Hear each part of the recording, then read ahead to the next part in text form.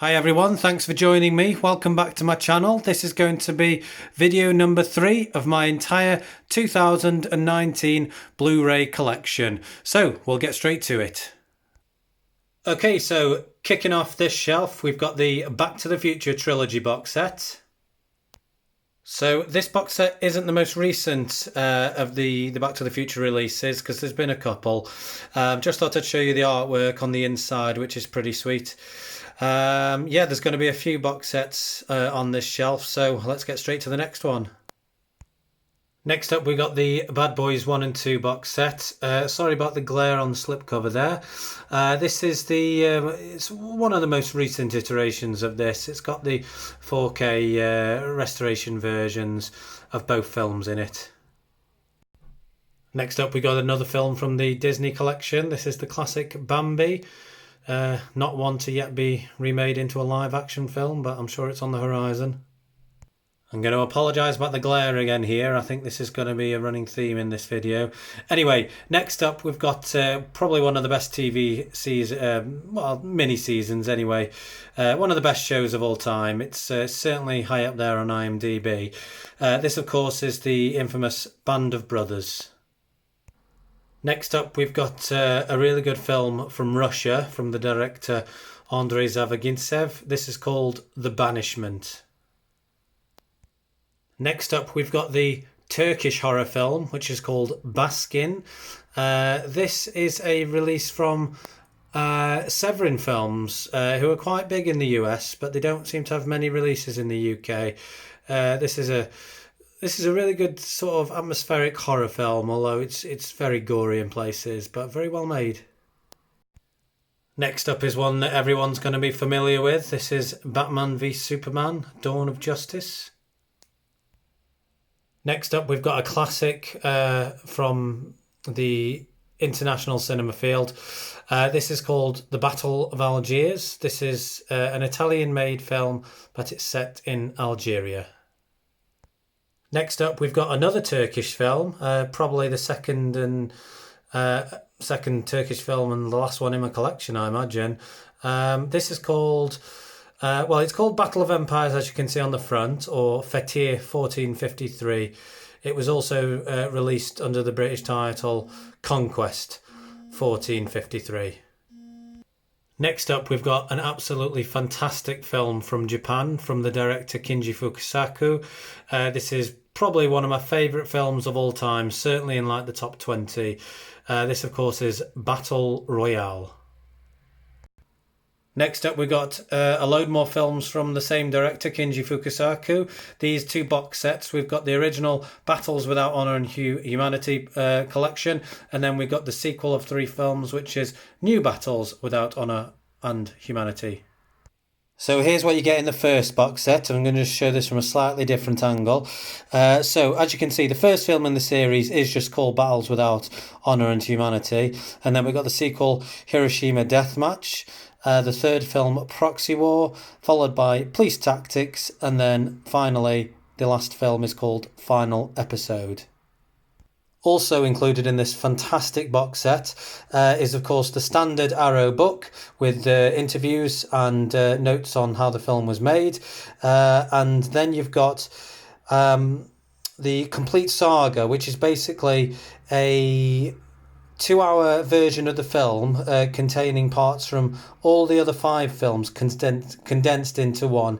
Not my preferable way of watching the film, because obviously they have to edit loads out, so you miss out on loads of characters and various character development, but still it's nice that they included it in this set. And then in the next box, which is, as I mentioned, called New Battles Without Honor and Humanity, you've got the first film of that title, and then the second film in this series called The Boss's Head, and then the third and last film, which is called Last Days of the Boss. And of course, the standard Arrow booklet that comes with these releases. This bunch of sequels aren't directly linked but to the first set of films, but they do share the same kind of themes, and of course it's the same type of genre. Brilliant releases from Arrow. Fantastic if you like the kind of Japanese Yakuza gangster films. Great releases. Okay, next up we've got Disney's animated Beauty and the Beast from the 90s. Here we've got a film called Bedeviled. This is a brutal revenge film from Korea. Next up we've got the Japanese film from director Kiyoshi Kurosawa, Before We Vanish.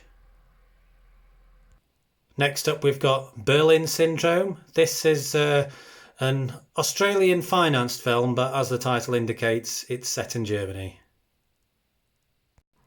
Next up, we've got another personal favourite of mine. This is John Woo's A Better Tomorrow. This is the Nova Media Korean release. It does have English subtitles.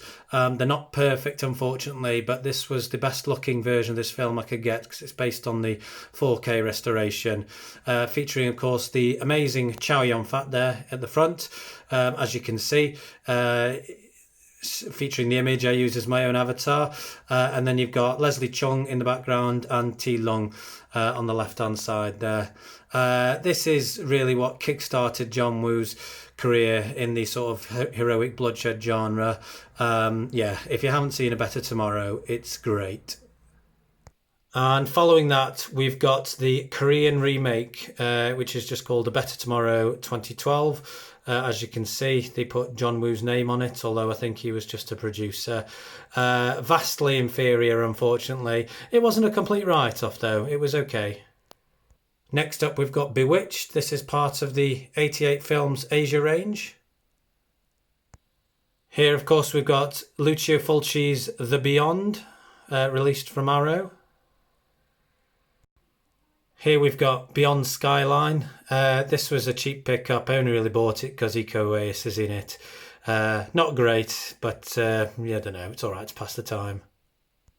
Here we've got a Chinese animated film called Big Fish and Begonia. Next up we've got another Disney release. This is Big Hero 6. Here we've got The Big Short. Another fantastic Arrow release. This, of course, is the absolute classic Big Trouble in Little China. Another great Arrow release. This is Dario Argento's classic The Bird with the Crystal Plumage. Another fantastic film from the director Inarritu. This is the Academy Award winning Birdman. This next film is a US import called Bite. This is sort of like body horror in the vein of The Fly, where someone turns into an insect. It's a daft-made film. It's really, really gory and quite gruesome. So if you're into that kind of stuff, you'll probably enjoy it. Next up, we've got another Nova Media release, which is a Korean distributor. This one is a Korean film this time. It's the classic A Bittersweet Life. Here we've got another film by the director Alejandro Inarritu. This, of course, is Beautiful. Next up, we've got Black Book from the Dutch director Paul Verhoeven. Here we've got the Steelbook edition of Black Butler. This is the live-action manga adaptation. Next up, we've got a film called Black Death. If I'm being perfectly honest, I've still not watched this film, even though I've owned it for several months now, probably longer than that. It was a really cheap pickup. I just thought, it's got Sean Bean in, so it might be all right. And last but not least for this shelf, we've got Ridley Scott's Black Hawk Down. Okay, so that just about concludes everything for shelf number 3. As you can see, I've just put all the films back onto that shelf and they didn't fit. Don't you just find that? You take something off a shelf, try put it back in, and it never fits. Anyway, next up obviously is going to be shelf 4. So this is the actual first shelf in the bookshelves, not just what's piling up on the top. As you can see in the top right hand corner, there is my X-Files box set as well. I'm going to show that towards the end of the video when we get down to like the last shelf where the X's actually are. It's only placed there just to conserve a bit of space, and it's going to be a prop for something else when that arrives, but I'll show you that at the time. Okay, so thank you very much for joining me, and I hope to see you again soon. Have a great day.